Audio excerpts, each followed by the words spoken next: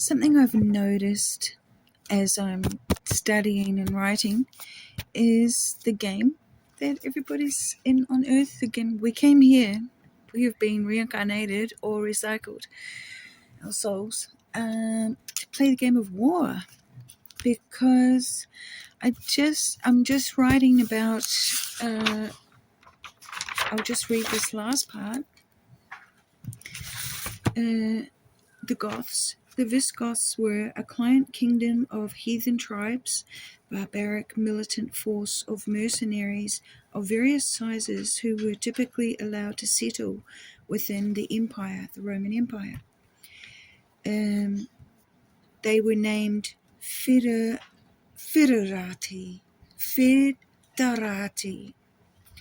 federals, federations.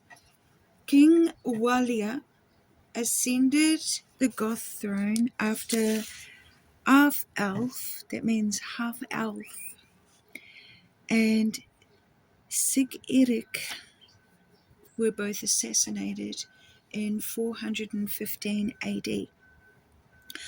Walia negotiated a treaty agreement with Roman Emperor Honorius in 416 AD.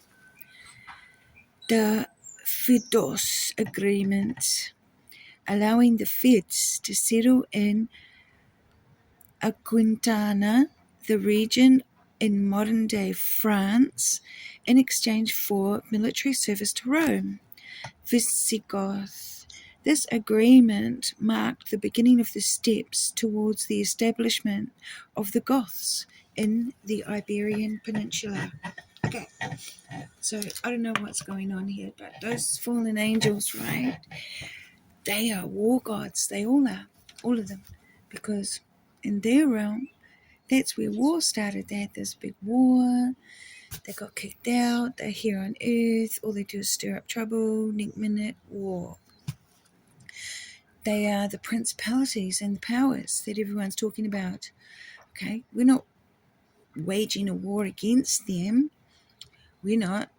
But what's happened is they've mixed their blood, and their blood is in our earthling blood. Okay, it's in our DNA, or pretty. I don't know.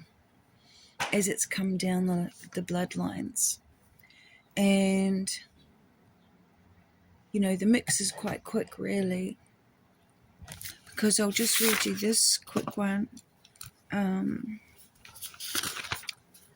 This is about the Black Douglas. Okay, I love this story actually.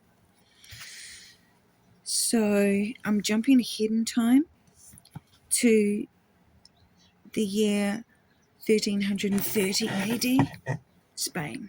So basically the Goths took over all of Spain, and now there's another war because the Muslims, the Moors, they have quite a big region, and the Spaniards are on their way to expand the Southern Territory and push all that back, making it so that all of those guys have to jump back over to Africa, across the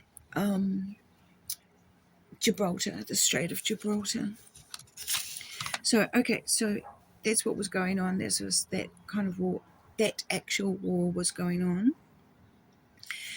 And that means something like the angel of Spain, or the angel of the progenitor of the Spaniards, you know, like I'm saying.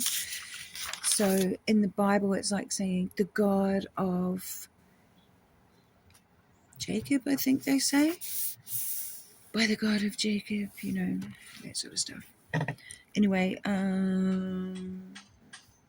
it is. It's in the Bible. So, the Black Douglas. Let us tell a story called The Black Douglas. The story is told that during the counterattack by the Moorish general Uthman, or half man, that's to say he is probably a giant, okay, Moor. And the story is the Black Douglas, he's trying to take the heart of Robert the Bruce to Jerusalem to bury the giant's heart back into the land of Jerusalem. Okay, so there's a lot of giants to do with Jerusalem or that area of Canaan, which is the whole up and down Lebanon, all the way down Gilgamesh. You know, you got it all. Now, that is the region where a lot of giants were. It said that the angels actually descended onto Mount Hermon or Mount Hermon, and they had all these, you know, that's where they made their agreement. Okay, made an agreement up there. The leader, Samjaza, was like, bro, now that we're here, I don't want anyone to back out. There's no going back. We're going to carry on going forward, doing what our intention was to do, which is to take the woman. That's what we want. And we want them for our own woman. Well, my woman. And impregnated. So they put their seed into this earth and the woman and all that sort of stuff. They got involved. And I mean, eternity, I guess, is a really long time for angels. And the point of it all is that when you have everything and you can have everything you want, you get bored.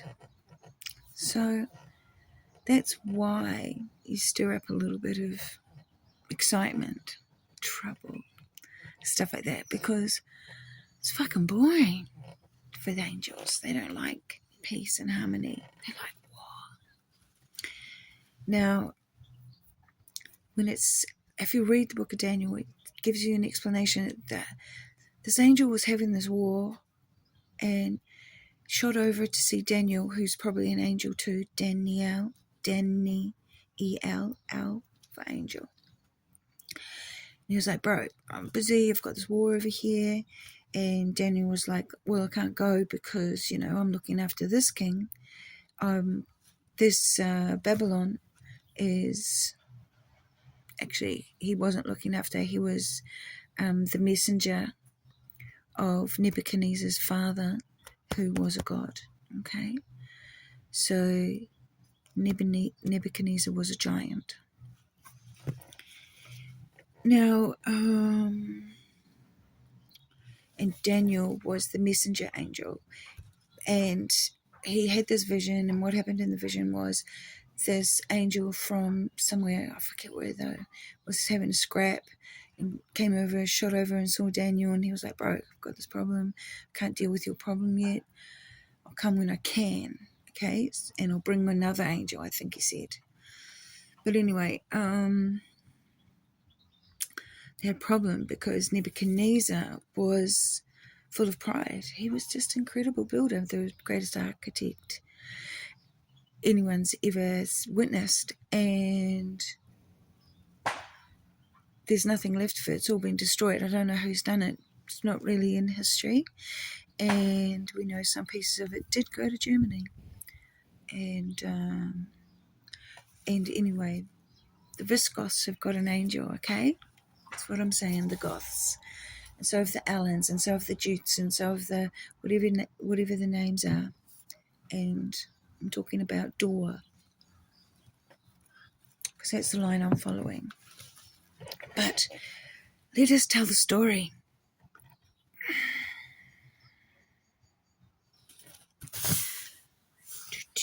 I am going to go...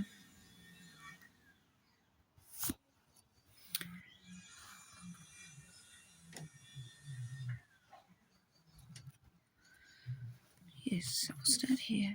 The crown of Aragon, located in northeastern Spain, was a powerful maritime and mercantile confederation, expanding its influence across the Mediterranean. So I mean mercantile is another word for mercenary. So we know who he's talking about. Now, like other realms like Navarre in the north and Portugal in the west held their medieval frontiers. And what happened was Aragon was doing the push south, trying to take over more, and the Moors had crossed over from Africa and they were coming up from the south and they were trying to take. See, there's a war going on, okay? Because whoever the king is, isn't that beautiful? She's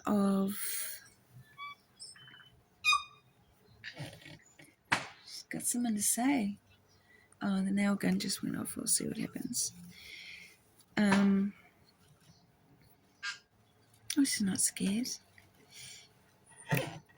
So yes, so there was this push, and the Sultan Muhammad the fourth, it says, maybe I'm wrong, and it might be the sixth, I'm not sure, was forced to seek alliances across the Strait of Gibraltar with the Marinid Sultanate of Morocco.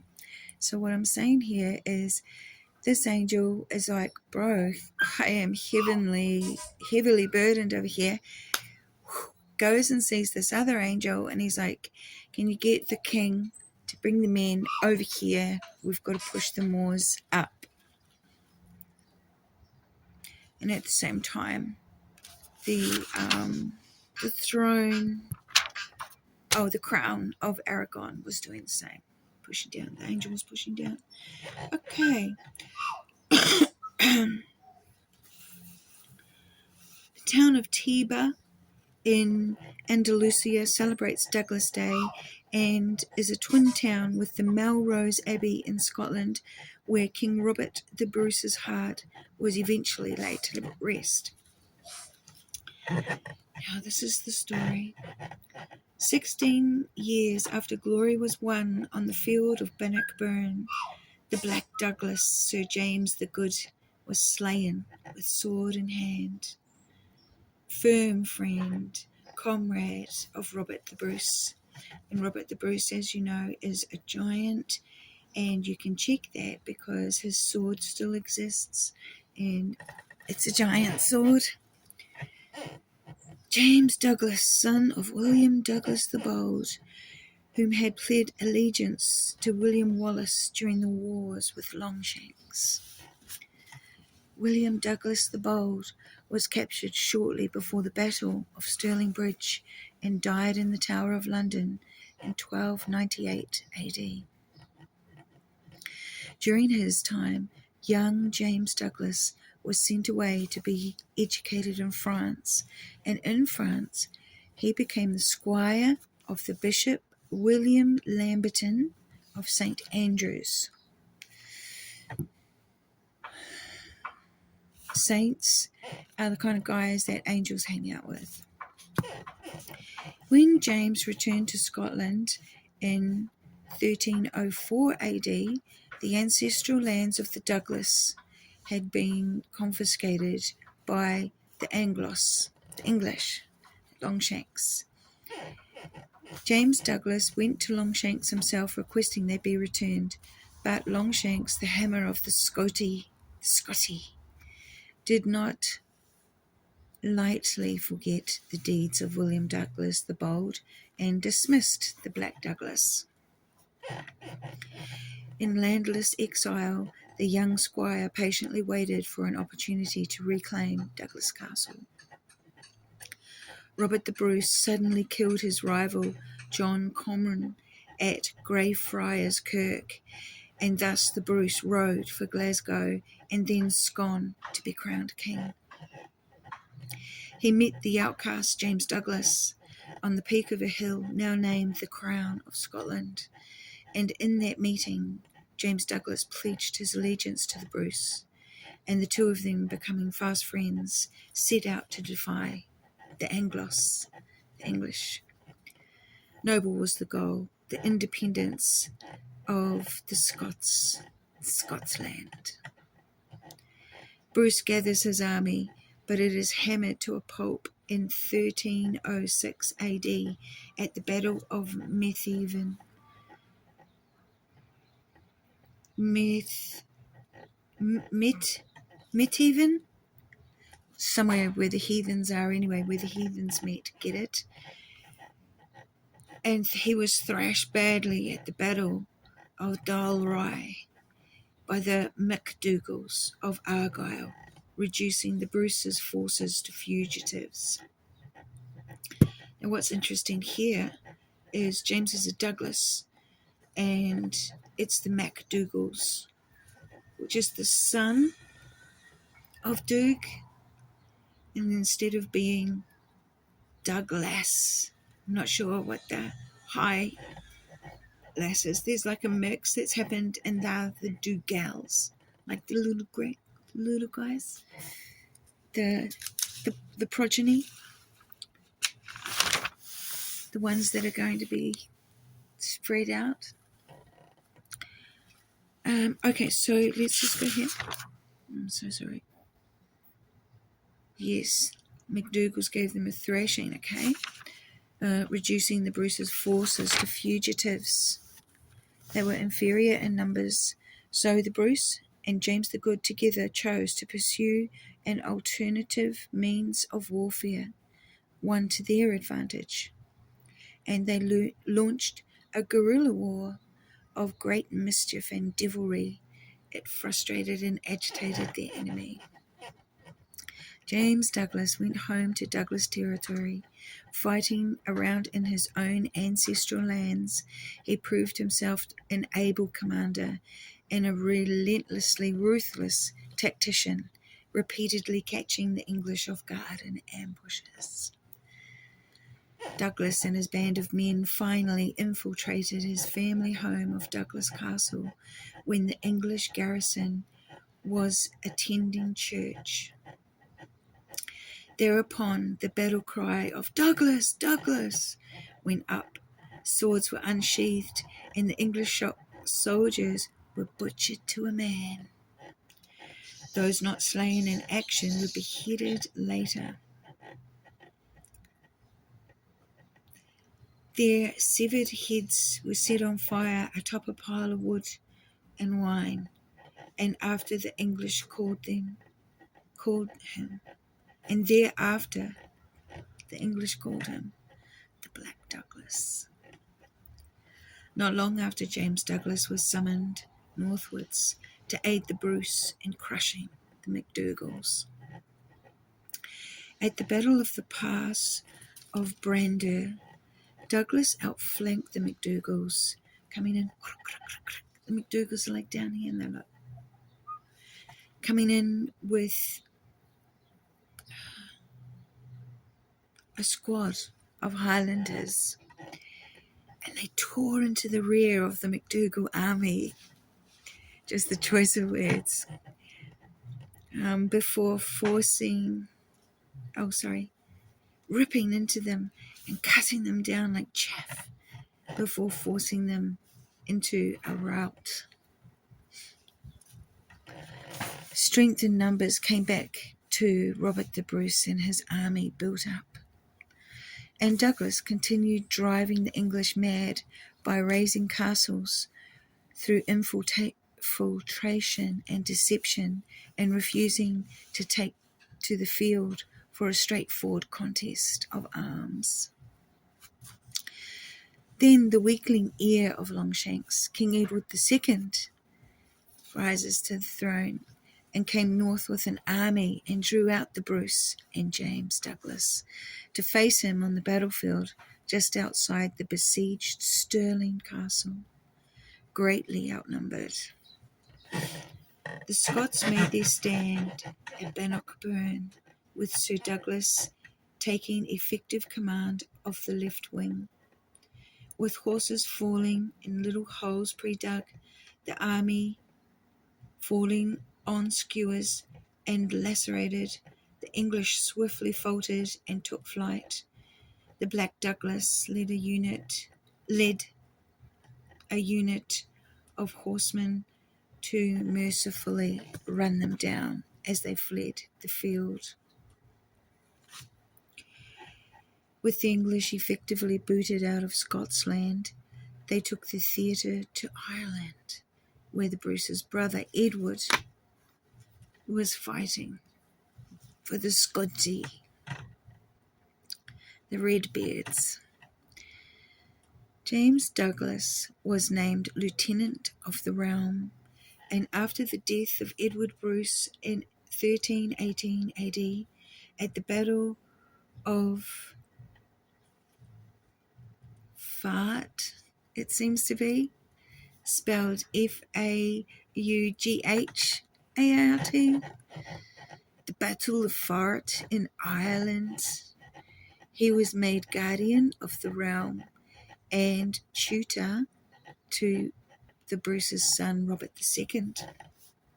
Edward II was deposed in 1327 AD by his wife, Queen Isabella, and her lover, Roger Mortimer. The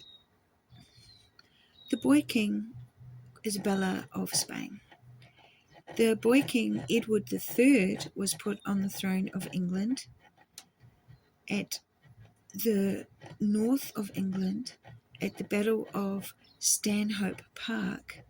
James Douglas and his men sneak into the camp of young Edward III in the dead of the night, slaughtering scores of his men whilst they slept.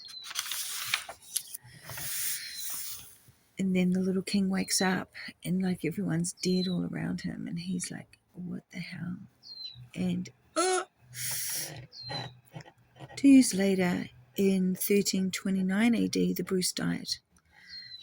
He asked his war-loving friend to take his heart in a casket and embark on a crusade. James Douglas kept his word and set sail for Iberia, where he offered his sword to King Alfonso the 11th of Castile in his war against the Emirate of Granada, which is the Moors. Legend told. So there's the war, and now James Douglas, a knight of the realm, has come over, and he gave his sword to the Spanish, and says, "I'll fight for you." I'm like, "Yeah, you're a good fighter. You can take them on." So he's come down to push through and expand the southern borders, and the Emirate of Granada has pushed his men, soldiers, warriors, forward up to the border. So, and now what happened is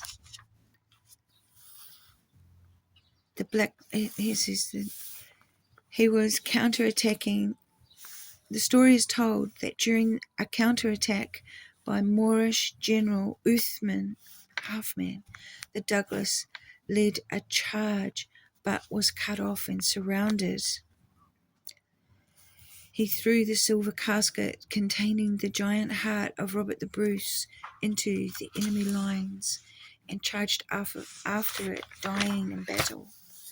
And here it says, the legend told is that the veteran Scottish knight tore the silver casket from his neck containing the Bruce's heart and yelled, "Now pass thou onward, as thou wert wont, and Douglas will follow thee in death." Wow. And that's the story of the Black Douglas, who was faithful to the giant Robert the Bruce. And the red and Douglas, the Black Douglas, was a Redbeard. He was what the redhead Scottie, and that Scottish people are bloodline are coming this way in Ireland and Scotland. Okay, it's where they've settled. They've come to settle. And of course, I don't know about the McDougalls, but I'd say that the McDougalls would be a large multitude. Seeds like the grains of sand, like the stars in the heavens. Because that's how many watchers there are, as many as the stars in the heavens.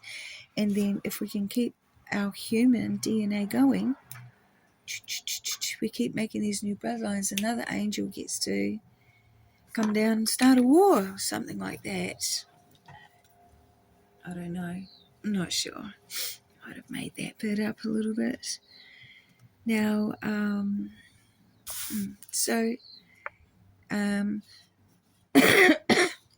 the Redbeards aren't the same as the Spanish, who are,